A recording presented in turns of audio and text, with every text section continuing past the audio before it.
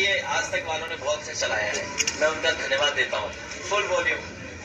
एक phone call से दूसरे देशों की वॉर रुकवाने वाले पौपाओं अपने देश में आतंकवादी हमला नहीं रुकवा पाए और अंधभक्त मुझसे कह रहे हैं कि ऐसी बातों पर राजनीति और सवाल मत करो। तो किस बात पर सवाल करूं? शिक्षा पर, जिसे मुद्दा ही नहीं समझा जाता, या स्वास्थ्य पर, जिस पर सवाल करना अब आउट ऑफ फैशन हो गया है?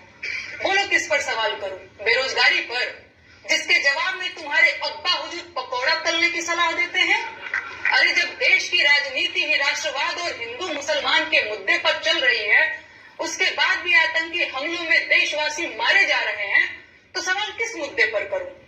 56 इंच की छाती पर देश के सारे मुद्दों को समेट देने वाले मोदी जी की सरकार में आतंकवादी हमले होंगे और नागरिकों की हत्या होगी, तो सवाल क्या मोहम्मद अली जिन्ना और नेहरू जी से पूछा जाएगा? नागरिकों की मौत और आतंकवादी हमलों पर सवाल क्यों नहीं पूछा जाना चाहिए भाई? इन सवालों से इतना डर क्यों रहे हैं आप? अपनी ही सरकार में हुए पुलवामा आतंकी हमले के शहीदों की मौत पर बेशर्मी से वोट मांगने वाला ये आदमी पहलगाम के पर्यटकों की मौत पर भी वोट मांगेगा और अंधभक्त से मास्टर स्ट्रोक बताकर वोट भी देंगे। तो ये जो पुलवामा बहुत सेंसिटिव इशू है और सरकार ने ये भरोसा दिलाया है कि वो सरकार ठोस कदम उठाएगी और सबसे ठोस कदम जो सरकार का लग रहा है वो यही है कि वो जलबंदी करेंगे। हम समाजवादी है वो यही है कि वो जलबंदी करेंगे।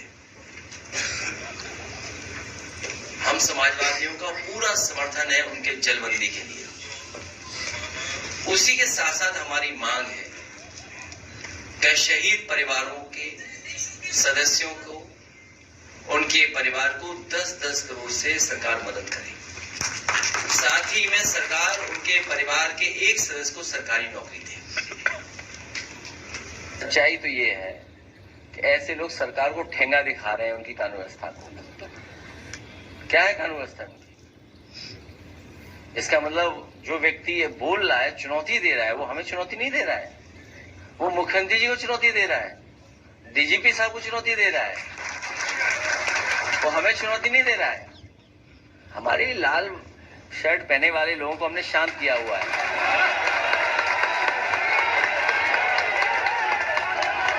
ये चुनौती हम लोगों को नहीं दे रहे हैं।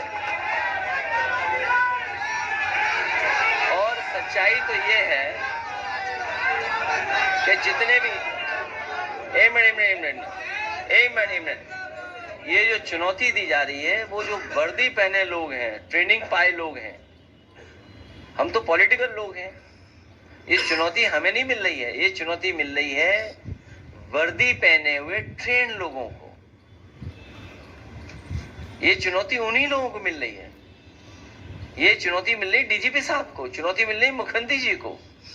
हम लोगों को चुनौती नहीं है ये चुनौती और इसलिए भी मिल रही है कि इनका कुछ सीधा संपर्क है, संबंध होगा, और ये सब ऐसे लोग कानून व्यवस्था को ठेंगा दिखा रहे हैं।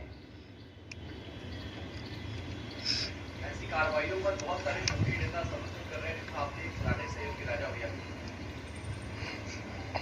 मंत्री राजा भैया बोलते तो अच्छा लगता।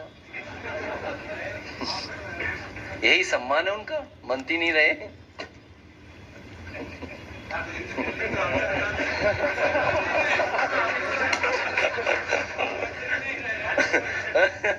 क्या चाहिए? किसकी? नहीं मेरी जानकारी में नहीं, मेरी सच में मेरी जानकारी में नहीं।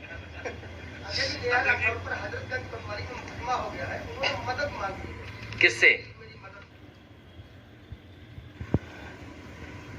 तो सरकार कम से कम जो कह रहे हैं उन पे तो कार्रवाई न करे। इसीलिए मैं कह रहा हूं जो इनके अपने लोग हैं वो कानून व्यवस्था को कब ठेंगा दिखा रहे हैं पता ही नहीं है। और कितनी बार हम लोगों ने देखा, आपने देखा, ठेंगा दिखा रहे हैं।